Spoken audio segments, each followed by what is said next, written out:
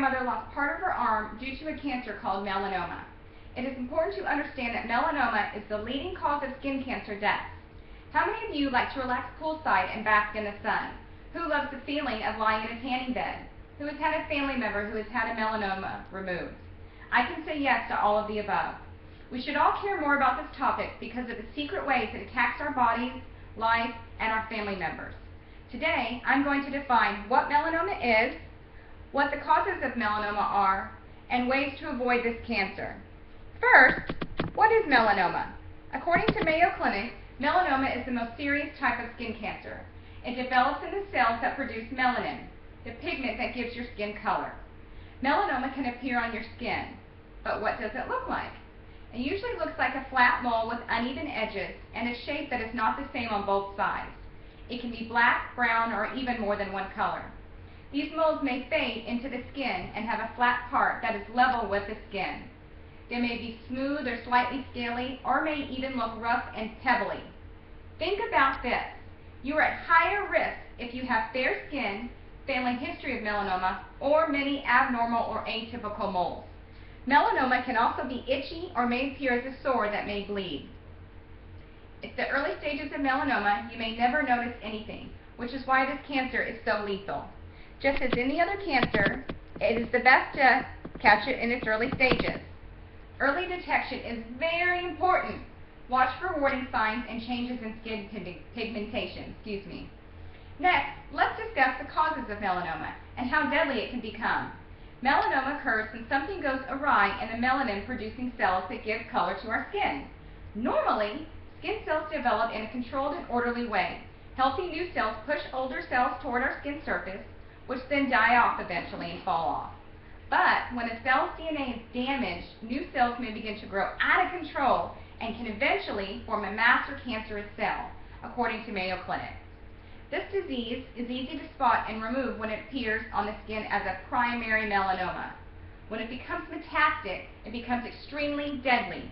Patients with stage 4 metastatic typically die within 6 to 12 months. Ultraviolet rays doesn't cause all melanomas, but it puts you at higher risk of getting it. Think about the areas of our skin that never see sunlight. This is what indicates other factors that may contribute to your own risk of melanoma. Still, according to Mayo Clinic, doctors believe exposure to UV radiation from the sun and from tanning lamps are the leading cause. It isn't clear how this DNA within the skin cells actually leads to melanoma, which is why the combination of factors including environmental and genetics actually attribute to the causes of melanoma. Take a look at your family history or where you live, as well as the accumulation of UV radiation you receive. The causes of melanoma can vary from genetics, UV radiation, and environmental issues. Finally, let's discuss how to avoid melanoma.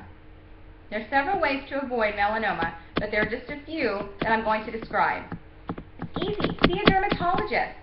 When researchers from Emory University School of Medicine looked at records of more than 2,000 melanoma patients, they found that those whose growths have been diagnosed by a dermatologist were more likely to have early-stage cancer and survive their disease than those who had been diagnosed by another kind of doctor. This could be due to the fact that dermatologists are more skilled and don't throw it off as nothing. Second, how about this? Drink coffee. Your daily coffee fix may help you fend off skin cancer. For each cup of caffeinated Java that you drink daily, you reduce your risk of getting melanoma by 5%. Why? It's an antioxidant, simple as that. Antioxidants in a coffee help fight off melanoma. Next, wear sunscreen.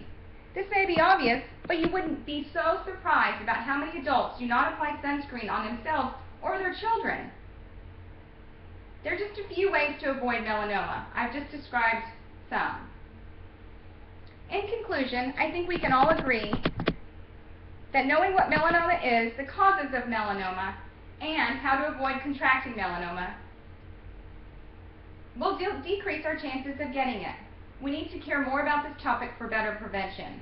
I hope that this discussion has given you the information you need to arm yourselves and your family against this dreaded cancer, thereby preventing you from any pain or suffering. Although my grandmother still has her life, she's still missing part of her arm and deals with the daily pain that this cancer has caused her. Let's all become more aware. Thank you.